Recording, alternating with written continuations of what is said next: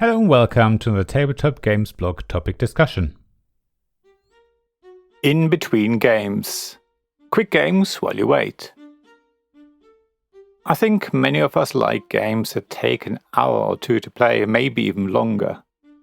I guess that is at least true when you've got a game group you play regularly with. I love longer games, but I also love those quick games that take less than half an hour to learn and play.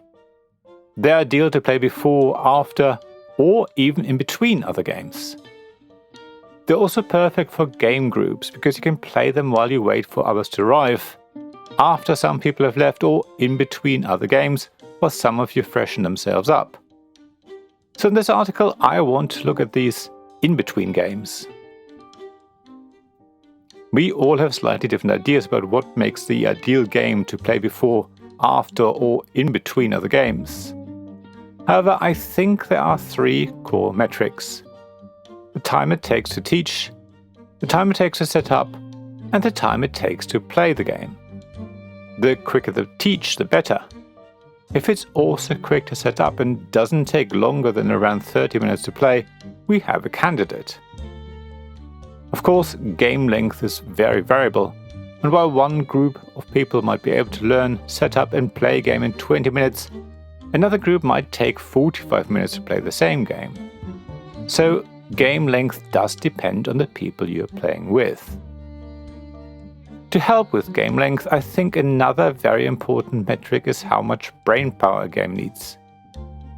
Even a relatively quick game can drag on if you have too many things to think about or too many options to choose from. So you want a game that's pretty easygoing and is unlikely to cause analysis paralysis. Again, it will depend on your game group as to what is considered easygoing. A game that is easy to work out for one person might seem too complex for another.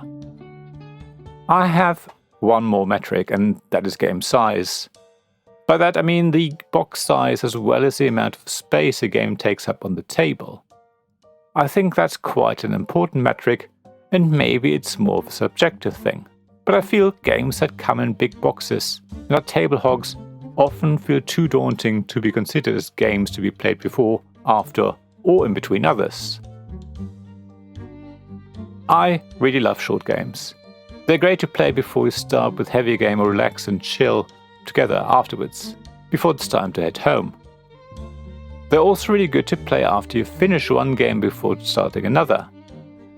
While some of you take a break to have some food or freshen up, the rest of you can get another quick game in. These games are also often great to play with a family or people who aren't very familiar with modern hobby games. As games that are quick to teach and learn, don't take long to set up and play, and don't require too much thinking, they are really useful to introduce people to a hobby or to share with a wider family. While I still love playing a longer, heavier game that takes a few hours to play, I also need a palate cleanser afterwards or a little warm-up game beforehand.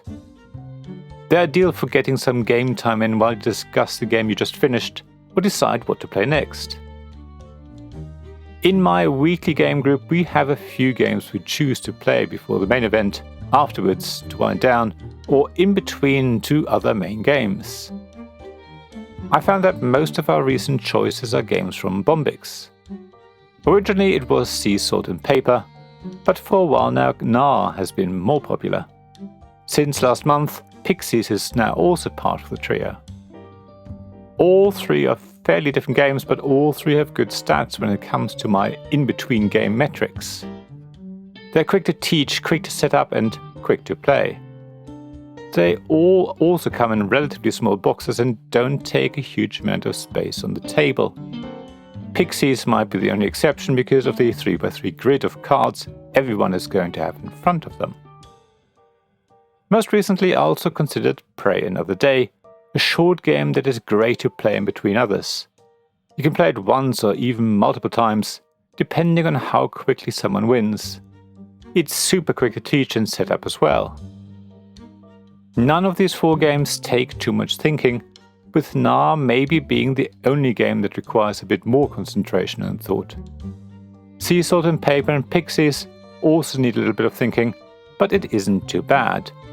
While Pray Another Day is pretty straightforward, and it's more about bluffing and predicting what the rest of the players might be doing. So what do you think of quick, short games like I've been talking about? Do you like these types of games? If so, are there metrics you would add to your requirements list? Or maybe you think one of my metrics isn't important. What games can you add to my list? As always, please share thoughts and experiences on the blog at tabletopgamesblog.com. I'd love to hear from you. Thank you for listening to this Tabletop Games blog topic discussion podcast. Please check the description below for links mentioned in this episode, as well as to the written version of this article on the blog.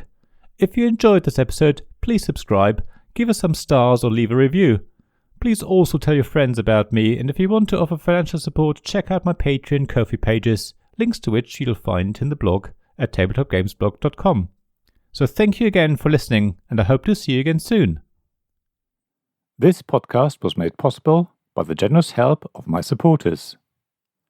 Royal Patron Sean Newman, Magic Champion John Risley, Castle Guards David Miller and James Naylor, Dice Masters Alex Bardi, Paul Grogan and Robin Kay, and Shining Lights Jacob Davis, Gavin Jones, Sarah Reed and Richard Simpson.